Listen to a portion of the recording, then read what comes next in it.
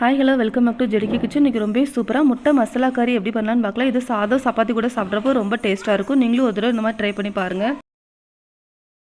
அதுக்கு ஒரு பேனில் தேவையான அளவு எண்ணெய் ஊற்றிக்கிறேன். எண்ணெய் நல்லா சூடாந்துக்கிறப்போ நான் 1/4 ஸ்பூன் சில்லி பவுடர், கொஞ்சமாக மஞ்சத்தூள், கொஞ்சமாக உப்பு ஆட் பண்ணிக்கிறேன். நல்லா மிக்ஸ் பண்ணி விட்டுக்கோங்க. இப்போ நான் அவிச்சு வச்சுருக்க முட்டையை எடுத்து உள்ளே ஆட் பண்ணிக்கிறேன். முட்டையை நல்லா மிக்ஸ் பண்ணிக்கோங்க. நான் இன்றைக்கி ஒரு 5 முட்டை எடுத்திருக்கேன்.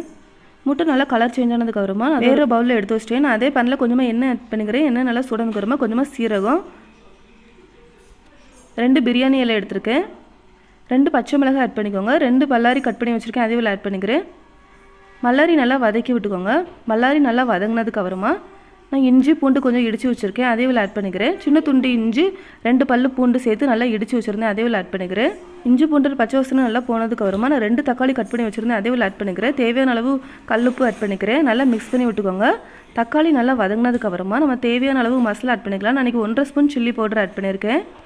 கொஞ்சமாக மஞ்சத்தூள் ஆட் பண்ணிக்கோங்க. நான் 1 ஸ்பூன் மல்லித்தூள் ஆட் பண்ணியிருக்கேன். கொஞ்சமாக மிளகு ஆட் பண்ணிக்கோங்க. டேஸ்ட் நல்லாயிருக்கும். நல்லா வதக்கி விட்டுக்கோங்க.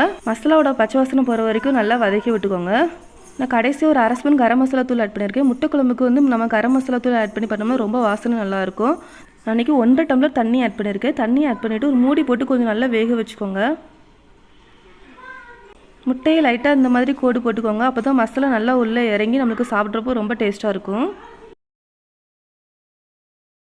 நான் ஒரு 5 நிமிஷம் நல்லா மூடி போட்டு கொஞ்சம் நல்லா வேக வச்சிட்டேன். எனக்கு எண்ணெய்லாம் கொஞ்சம் பிரிஞ்சு நல்லா குக் ஆகிருக்கு. அந்த டைமில் நான் முட்டை ஆட் பண்ணிக்கிறேன். முட்டை ஆட் பண்ணதுக்கு அப்புறமும் மூடி போட்டு ஒரு 4லேருந்து 5 நிமிஷம் கொஞ்சம் நல்லா வேக வச்சுக்கோங்க.